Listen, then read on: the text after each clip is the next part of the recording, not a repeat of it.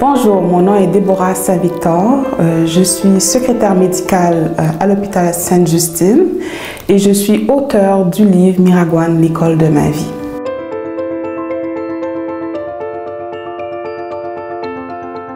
Je suis née ici, mes parents sont au Canada depuis 1970. Par contre, j'étais en Haïti pendant 6 ans pour du travail humanitaire. Donc, j'apprenais à lire, j'apprenais aux gens, adultes, enfants, à lire et à écrire en créole. Miragouane, l'école de ma vie, est un récit autobiographique qui décrit les événements qui sont passés en Haïti en 2010, lors du tremblement de terre. J'étais à Miragouane cette journée-là et j'étais témoin de la force du peuple haïtien. Dans mon livre, je dresse un tableau positif de ce peuple. Entre autres, je parle de la résilience, de la foi, de la détermination et du courage du peuple haïtien.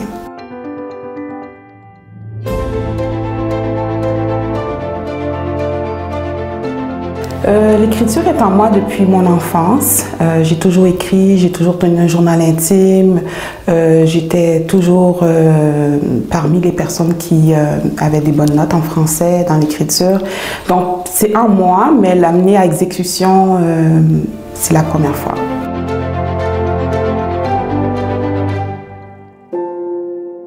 J'ai rencontré Dany Laferrière il y a 3 ans au Salon du Livre et j'ai été le voir à son kiosque pour une dédicace. Et à cette époque, j'avais idée d'écrire Miragouane, l'école de ma vie, mais j'étais pas certaine de cette entreprise.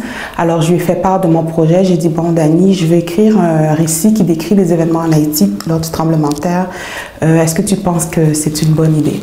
Et lui m'a répondu, pourquoi pas, pourquoi ça serait pas une bonne idée? Vas-y. Et vraiment, la façon qu'il m'avait répondu, c'est comme pour montrer que pour un écrivain, il n'y a pas de limite, il faut seulement franchir les premiers pas. Et j'ai suivi son conseil et c'est ce qui m'a amené à mener à exécution mon projet. Donc c'est un exemple pour moi et je suis contente d'avoir suivi son conseil. J'ai été le revoir pour la dédicace de sa bande dessinée l'année passée. Au fait, oui, c'est ça, l'année passée en 2018, et j'ai été le voir avec mon livre en main et je lui ai dit, voici Dany, voici la réalisation, grâce à ton encouragement. Il était vraiment content et fier de voir que grâce à un conseil qu'il m'avait donné, eh bien, j'ai réussi à accomplir mon rêve.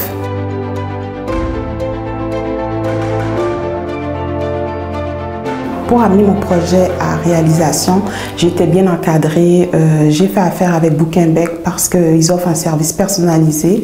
Et moi, je suis très sensible à l'intérêt sincère qu'on porte aux gens. Donc, avec cette équipe, l'équipe de graphistes, de réviseurs aussi linguistiques, d'impression aussi, bien, j'ai très bien été encadrée et voilà.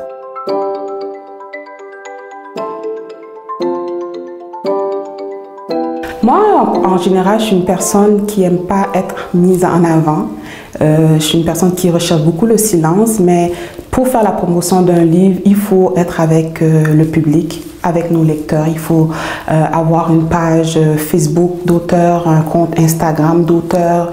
Il faut faire participer à des événements dans le Salon du Livre. Donc, j'étais au Salon du Livre de Montréal. Il faut interagir avec le lecteur parce que sans le lecteur, il n'a pas d'auteur.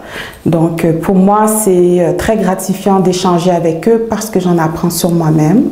Et j'apprends aussi qu'est-ce qui les intéresse, qu'est-ce qu'ils veulent lire, qu'est-ce qu'ils veulent savoir et qu'est-ce qu'ils ont apprécié aussi.